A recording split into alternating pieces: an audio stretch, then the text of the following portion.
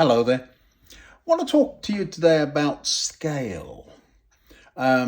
Specifically the difference between HO and double O. Might not seem important. And, well, let's get into it, shall we? So this is the shelf layout, the mine scene, and the little figures here.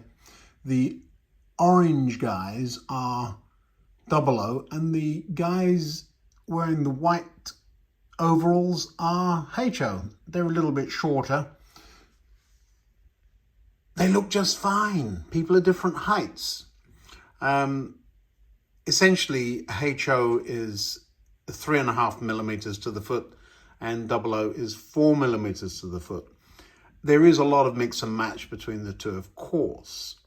There are some anomalies. This is a double O Pullman car, and this isn't. This is a HO car from the Pennsylvania Railway.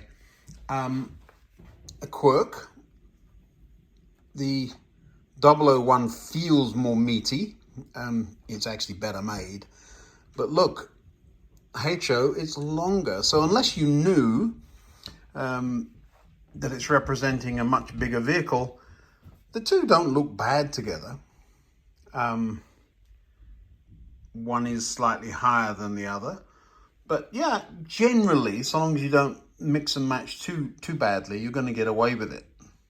Now, this rather lovely locomotive was given to me by a very, very good friend of mine. I actually have two of them. This one, though, I've messed about with. I've installed a chip with a few functions. It's not a great runner, but it does run.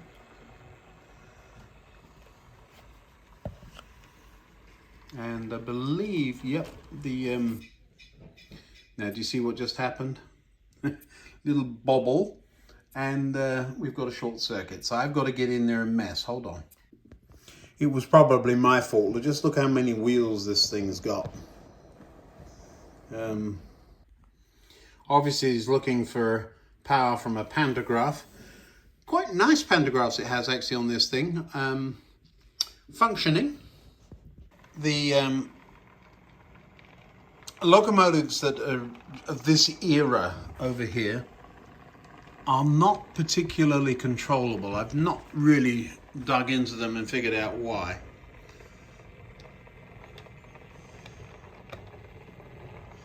There is cab lighting in there too somewhere. We'll have a look at that.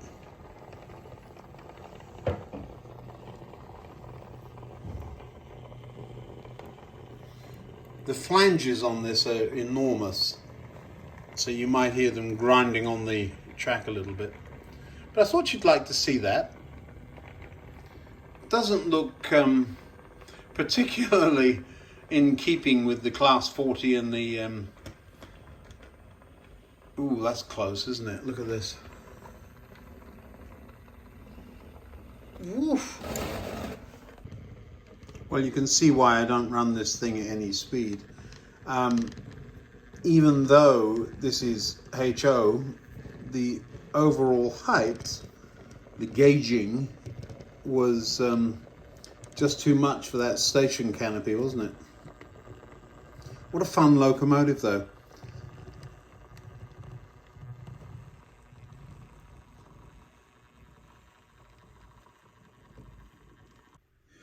Now, there's another quirk with a lot of American outline locomotives, and that is they're just heavy duty. Everything is just clunky.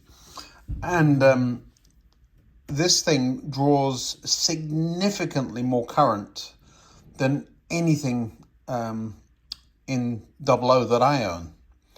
Now, that becomes a problem when you go around a reversing loop. And the reason it's a problem, look at that pantograph, isn't that lovely? The reason it's an issue is that the reversing loop works by detecting current draw and all that good stuff, and then once a certain amount of current is being pulled, it flips. Well, for whatever reason, when this thing goes around, it flips back and forth and back and forth and back and forth, and so it shuttles back and forth, which isn't helpful. Well, I figured I'd give it a chance at running to show you what it looks like. I'll probably have to grab it in a minute. Now I have a full rake of those coaches. Does look lovely. You can hear it squeaking. That's the plastic axles on the carriage.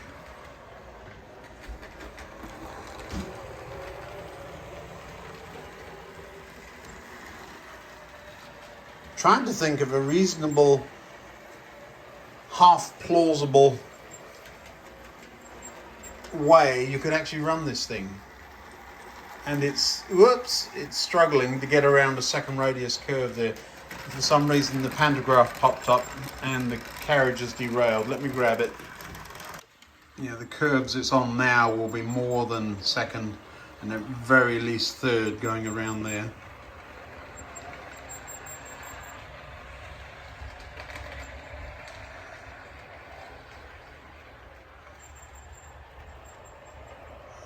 I really don't have anywhere to let it have a little thrash. Wonder what it'll do on that incline. That's not seeming to bother. And I need to catch it before it goes under the covered section at the top there.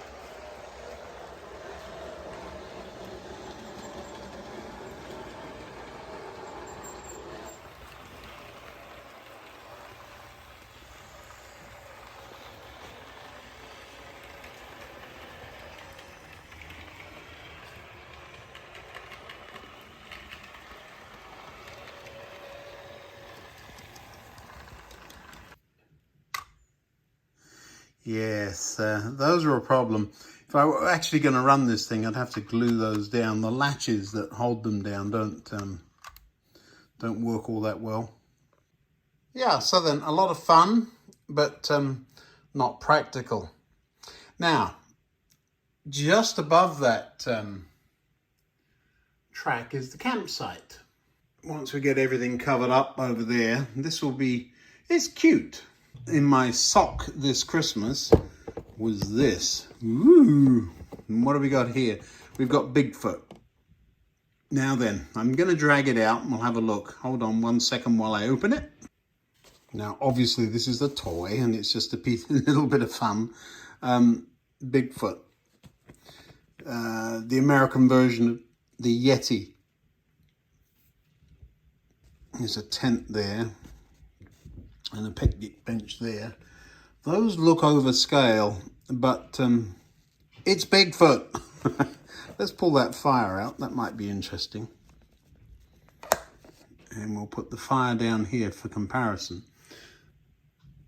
It's way too big, but you would get away with it. And that actually might be useful because there will be more room in that to make it flicker than that tiny one there. This guy, let me get him.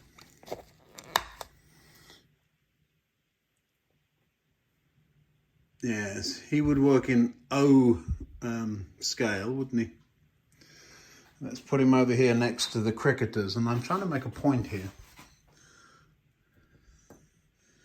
You almost get away with him with the cricketers. He's too big, so he's going to go. And that will mean this is too big. The trees are just weird. The tent, though, look, he might get his head in there, but the tent is more...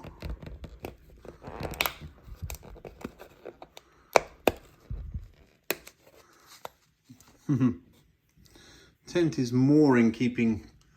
You paint the tent up and we've got a little pop tent there, haven't we? But Bigfoot, he looks rather lovely, doesn't he? I think he looks even more impressive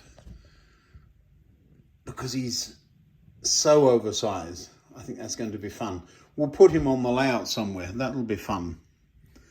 What I do like about this guy, he's holding up a phone taking a picture. And I will replicate that somehow one of these days. Yeah, he's quite well detailed, isn't he? So, all of this to say, the actual scale size, if you were to measure things, this is supposed to be 00. I know this is not. So if I measure that and convert it to feet and inches, the funny thing is that in Britain, a trailer like that would be 40 feet long. Well, here in America, they're 52. So when they model it in HO, it's oversized, but it works out. So that's more or less right.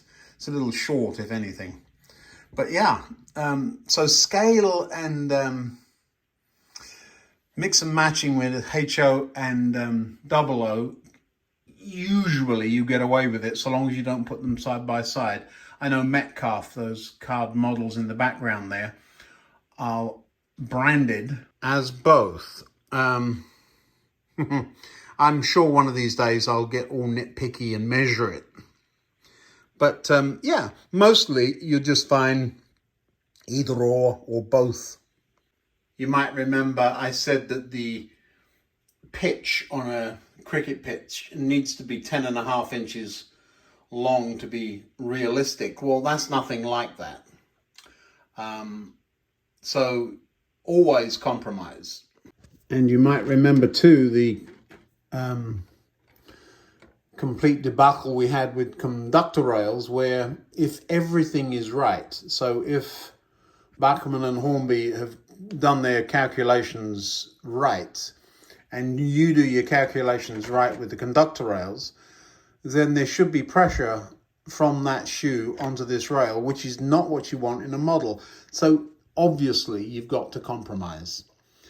What am I trying to say? Stop being so pedantic, stop being so nitpicky, and just enjoy playing with the trains. Oh, and one thing that is ridiculous is the couplings on these things. I went into a model shop here and showed them. I had one that was broken. I said, oh yes, we've got a packet of those. They sold me 20 of them. They're just junk. But the train looks lovely. It's about twice as long as that station, which is long. That station can comfortably take a 6-car train. And in your and my world, that's long. But of course, the scale station would be at least double that, probably 3 times that, which would take us all the way to the end wall. Compromise is everything in modelling, isn't it? Well, there you go. I figured out which function the cab lights were. Do you see them in there? Sort of subtle dimness. Let's give it a...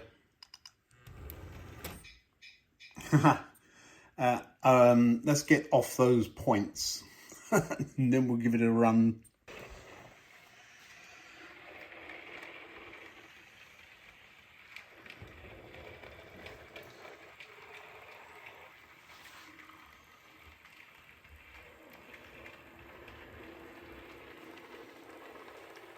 I suppose if I built a preserved line, I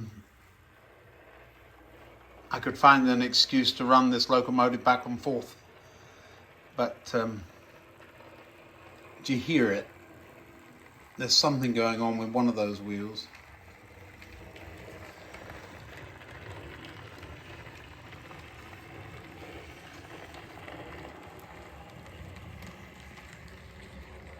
Now this is not second radius, this is actually broader than that, but look how far out that bogie sticks.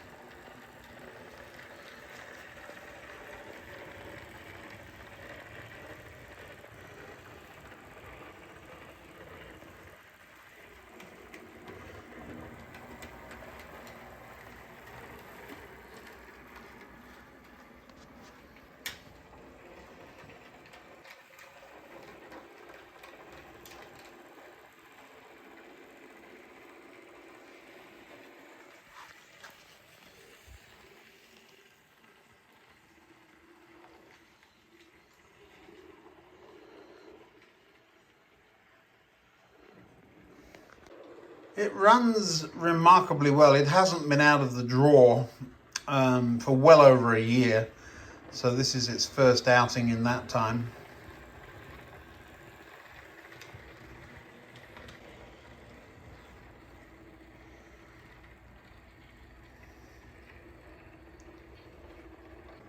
Just sounds like it's derailed. It isn't, I don't think.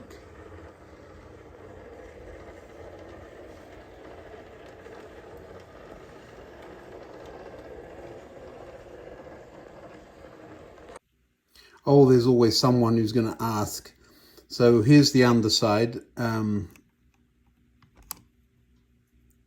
No pickups, I don't believe, on that, but there are on all the others. Traction tires here, here. That's the drive.